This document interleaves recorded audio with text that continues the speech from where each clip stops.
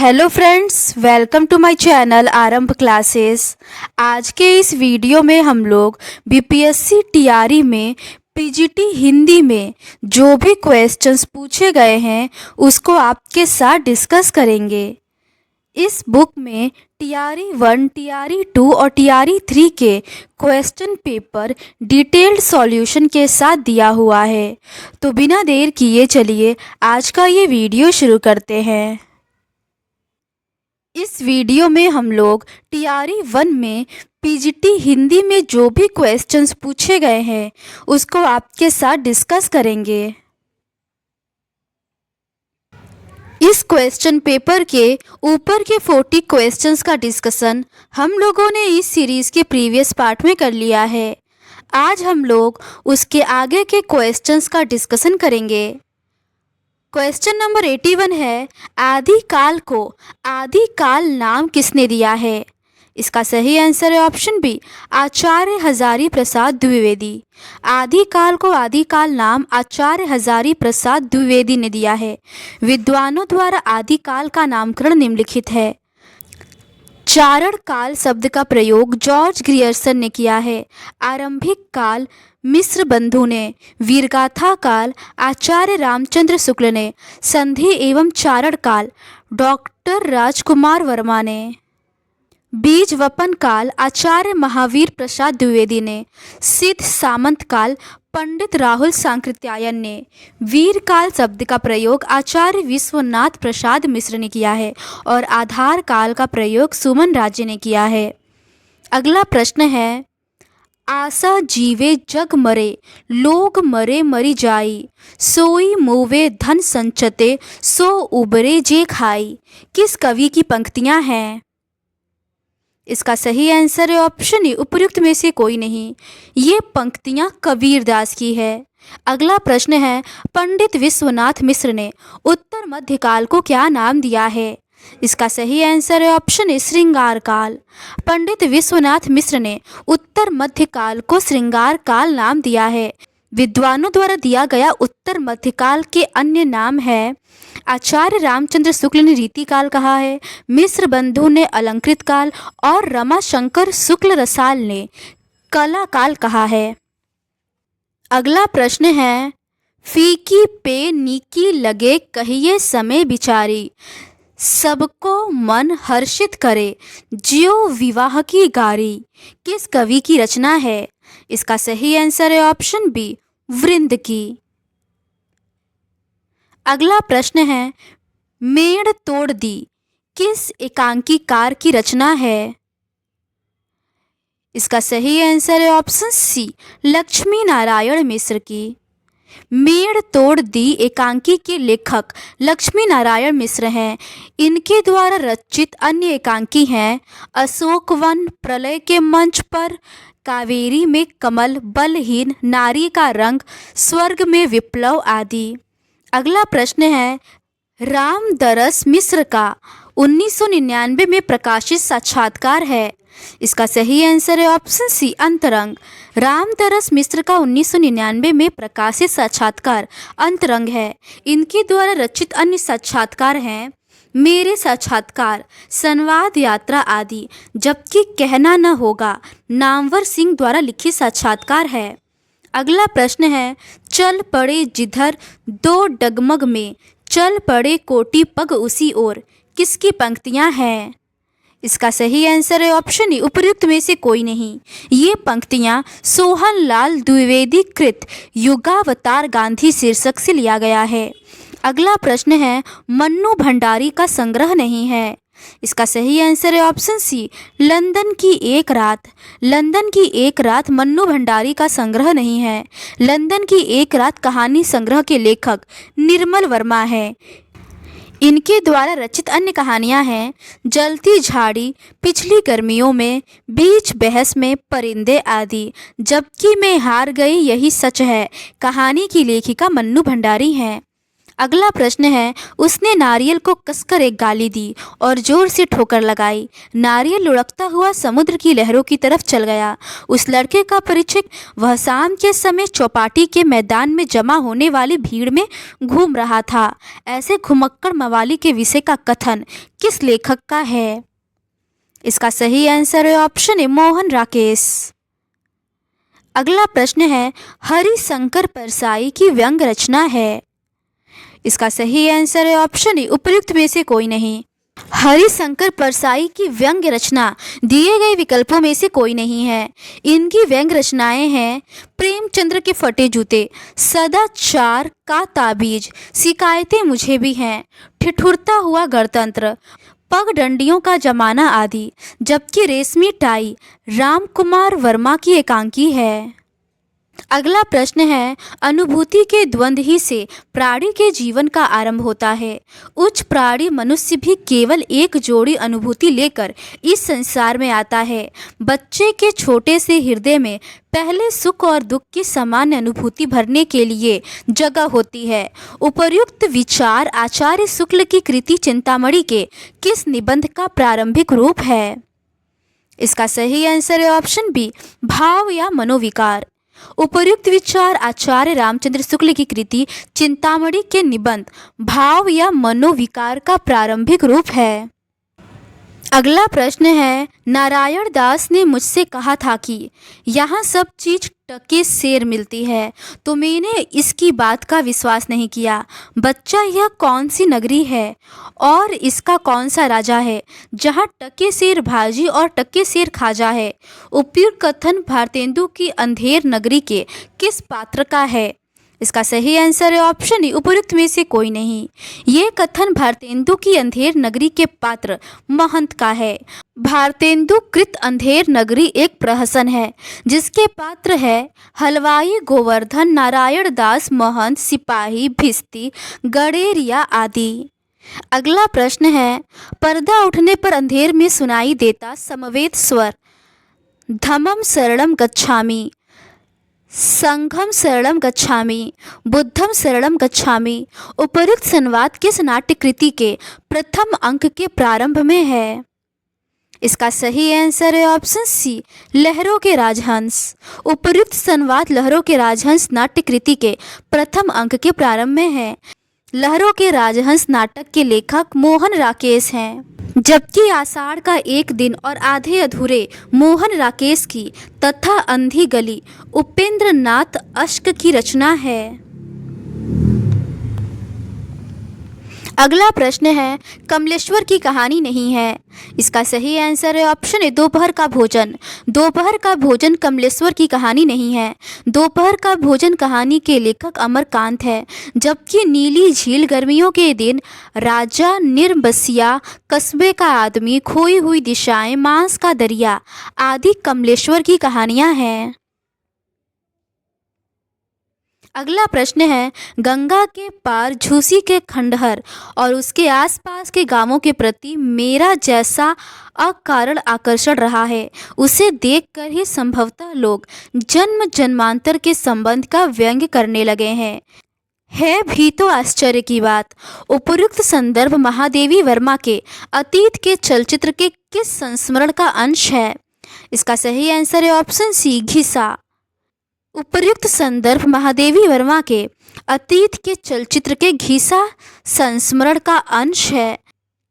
अतीत के चलचित्र महादेवी वर्मा के रेखाचित्रों का पहला संकलन है। इसका प्रकाशन 1941 ईस्वी में हुआ था। इस कृति में 11 रचनाएं संग्रहित है। अतीत के इन चित्रों में सर्वहारा वर्ग की झांकी प्रस्तुत की गई है। इसमें रामा एक विधवा युवती, बिंदा, सबिया, बिट्टो, अनाहुत की माँ, घीसा, अलोपी, बदलू, रधिया और लक्ष्मा का रेखा चित्र खींचा गया है। अगला प्रश्न है, आषाढ़ का पहला दिन और ऐसी वर्षा माँ, ऐसी धरासार वर्षा, दूर दूर तक की उपत्याएं भीग गई और मैं भी तो देखो नमा कैसे भीग गई हूँ। उपर्युक्त संवाद मोहन राकेश के नाटक आषाढ़ का एक दिन में किसका है? इसका सही आंसर है ऑप्शन ए, उपर्युक्त में से कोई नहीं। उपर्युक्त संवाद मोहन राकेश द्वारा रचित नाटक आषाढ़ का एक दिन में प्रमुख पात्र मल्लिका का है। आषाढ़ का एक दिन नाटक के प्रमुख पात्र अंबिका, मल्लिका, कालिदास, दंतुल, मातुल, विलोम, प्रियंगु, मंजरी आदि है। अगला प्रश्न है, नई समीक्षा नए संदर्भ किसकी आलोचनात्मक पुस्तक है? इसका सही आंसर है option B, doctor Nagendra. Doctor Nagendra द्वारा रचित अन्य प्रमुख आलोचनात्मक कृतियां हैं साकेतः एक अध्ययन, देव और उसकी कविता, रीतिकाल की भूमिका, हिंदी साहित्य की प्रवृत्तियां, आधुनिक हिंदी नाटक इत्यादि। अगला प्रश्न है, पंडित कामता प्रसाद गुरु के हिंदी व्याकरण की पुस्तक का नाम क्या है? इसका सही आंसर है ऑप्शन ए, उपयुक्त में से कोई नहीं। पंडित कामता प्रसाद गुरु द्वारा रचित हिंदी व्याकरण की पुस्तक का नाम हिंदी व्याकरण है, जिसका प्रकाशन काशी नागरी प्रचारणी सभा के सहयोग से हुआ था। अगला प्रश्न है, डॉक्टर भोलानाथ तिवारी की भाषा विज्ञान की पुस्तक का नाम है? इसका सही आंसर है ऑप्शन सी, भाषा विज्ञान।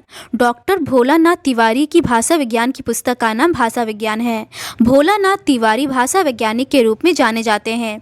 इनके प्रमुख ग्रंथ हैं हिंदी भाषा की संरचना, कोश रचना, साहित्य समालोचन, पारिभाषिक शब्दावली आदि।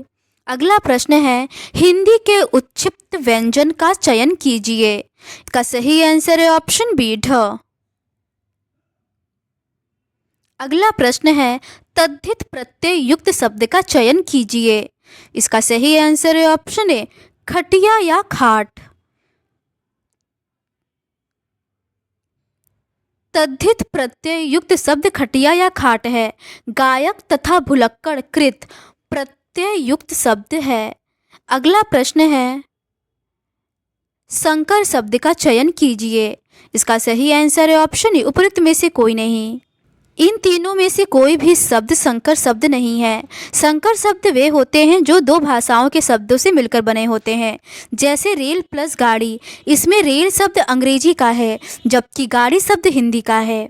अगला प्रश्न है, नमस्ते का संधि विच्छेद है। इसका सही आंसर है ऑप्शन ई, उपयुक्त में से कोई नहीं।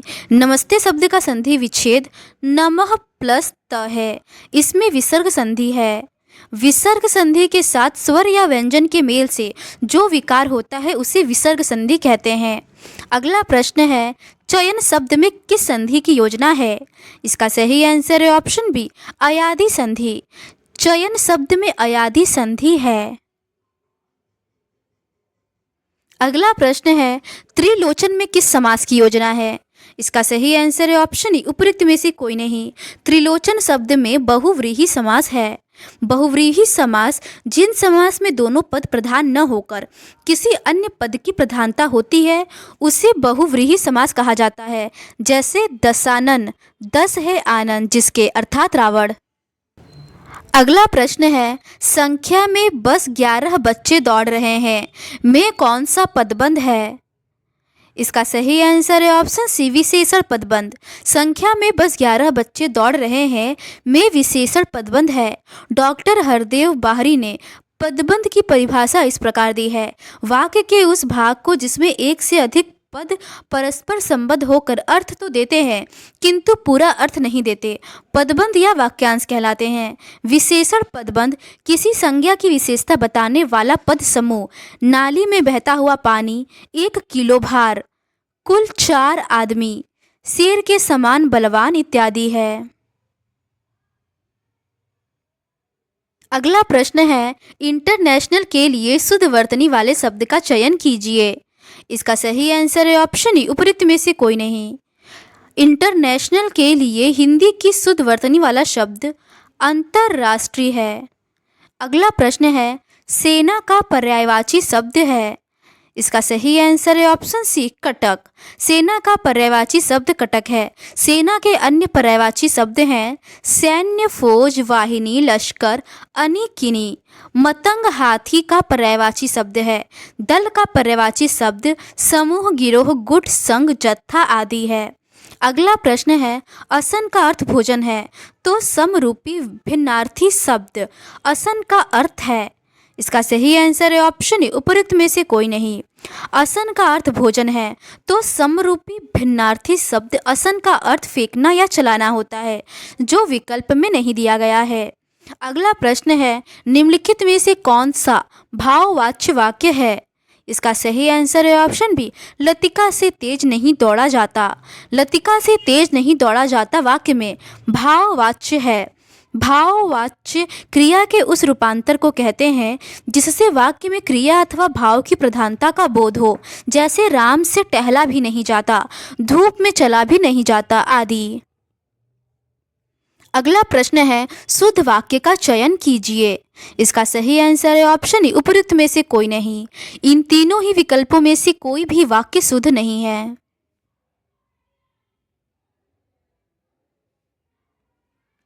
आज रविवार का दिन है। इसका शुद्ध वाक्य होगा आज रविवार है। सोनी मोनी और रीतु आएगी। इसका शुद्ध वाक्य होगा सोनी मोनी और रीतु आएंगी। वह घोड़ा को दौड़ाने ले गया। इसका शुद्ध वाक्य होगा वह घोड़े को दौड़ाने ले गया। अगला प्रश्न है, संयुक्त वाक्य का चयन कीजिए। इसका सही आंसर है ऑप्शन सी, मैं लिख रहा हूँ और तुम हंस रहे हो। मैं लिख रहा हूँ और तुम हंस रहे हो संयुक्त वाक्य का उदाहरण है। रचना की दृष्टि से वाक्य तीन प्रकार के होते हैं, सरल वाक्य या साधारण वाक्य, मिश्र वाक्य और संयुक्त वाक्य। जिस वाक्य में साधारण अथवा मिश्र वाक्यों का मेल संयोजन अवयवों द्वारा होता है उसे संयुक्त वाक्य कहते हैं। अगला प्रश्न है, किस वाक्य में संयुक्त क्रिया का प्रयोग हुआ है? इसका सही आंसर है ऑप्शन ए, तुम यहाँ आ जाओ। तुम यहाँ आ जाओ वाक्य में संयुक्त क्रिया का प्रयोग हुआ है। संयुक्त क्रिया, घनश्याम रो चुका, किशोर रोने लगा, वह घर पहुँच गया। इन वाक्यों में रो चुका, रोने लगा, पहुँच गया संयुक्त क्रियाएं हैं। अगला प्रश्न है, थाली का बैगन मुहावरे का अर्थ है। इसका सही आंसर है ऑप्शन सी, अस्थिर विचार वाला। थाली का बैगन मुहावरे का अर्थ है अस्थिर विचार वाला। तेल के कचौड़ियों पर गवाही देना, इसका अर्थ है सस्ते में काम करना। तालू से जीभ न लगना, इसका अर्थ है बोलते रहना। दमड़ी में तीन होना, इसका अर्थ है सस्ते होना। ढाई घड़ी की आना, इसका अर्थ है अचानक मर जाना। अगला प्रश्न है, लोकोक्ति प्रयोग में किसका परिवर्तन नहीं होता है? इसका सही आंसर है ऑप्शन ई, उपयुक्त में से कोई नहीं। लोकोक्ति प्रयोग में लिंग, वचन तथा क्रिया किसी का भी परिवर्तन नहीं होता है। अगला प्रश्न है, रा किस विभक्ति का कारक चिन्ह है? इसका सही आंसर है ऑप्शन ई, उपयुक्त में से कोई नहीं। रा विभक्ति संबंध कारक विभक्ति का चिन्ह है जो विकल्प में नहीं दिया गया है। इस टेबल में कारक और उसकी विभक्तियां दी हुई हैं। कर्ता ने कर्म को करण से, संप्रदान को के लिए, अपादान से, संबंध का, के, की, रा, रे, री, अधिकरण में, पर, संबोधन, हे, अजी, अहो, अरे इत्यादि। अगला प्रश्न है, पारिभाषिक शब्द निर्माण में कौन सा सिद्धांत नाम सामने नहीं आया है? इसका सही आंसर है ऑप्शन ए, परिभाषावादी। पारिभाषिक शब्द निर्माण में परिभाषावादी सिद्धांत नहीं शामिल है, जबकि संस्कृतवादी, अंग्रेजीवादी, राष्ट्रीयतावादी जैसे सिद्धांतों का विवेचन पारिभाषिक शब्दावली निर्माण में किया गया है। अगला प्रश्न है, कंप्यूटर के लिए शुद्ध वर्तनी वाला शब्द है। इसका सही आंसर है ऑप्शन बी, कंप्यूटर। कंप्यूटर के लिए शुद्ध वर्तनी वाला शब्द कंप्यूटर है। कंप्यूटर अंग्रेजी भाषा का शब्द है। इसका हिंदी में अर्थ संगणक होता है। अगला प्रश्न है, नूतन ब्रह्मचारी का आरंभिक प्रकाशन किस पत्रिका में हुआ था? इसका सही आंसर है ऑप्शन सी, हिंदी प्रदीप में। नूतन ब्रह्मचारी का आरंभिक प्रकाशन हिंदी प्रदीप मासिक पत्रिका में हुआ था। बालकृष्ण भट्ट मूलतः निबंध लेखक के रूप में प्रसिद्ध हैं। इन्होंने निबंध के साथ साथ कुछ उपन्यासों एवं नाटकों की भी रचना की है। इनकी रचनाओं का संक्षिप्त परिचय है। इनके निबंध है चंद्रोदय, संसार, महानाटकशाला, आत्मनिर्भरता, कालचक्र का चक्कर इत्यादि। इनके उपन्यास है नूतन ब्रह्मचारी, रहस्य कथा, 100 अजान एक सुजान। इनकी पत्रिका है हिंदी प्रदीप। अगला प्रश्न है, हिंदी की महाप्राणीकरण संधि है। इसका सही आंसर है ऑप्शन सी कभी। हिंदी की महाप्राणीकरण संधि कभी है? जब अल्पप्राण ध्वनियाँ महाप्राण ध्वनियों में परिवर्तित हो जाती हैं तो इस प्रक्रिया को महाप्राणीकरण कहा जाता है, जैसे वाष्पन भास, गह घर, हस्त हाथ। तो आज के इस वीडियो में बस इतना ही। इस सीरीज़ के नेक्स्ट पार्ट में हम लोग टीआरई 2 के क्वेश्चन पेपर का डिस्कशन आपके साथ करेंगे। अगर आपको ये सीरीज़ पसंद आती है तो please do subscribe to my channel and like this video. Thank you.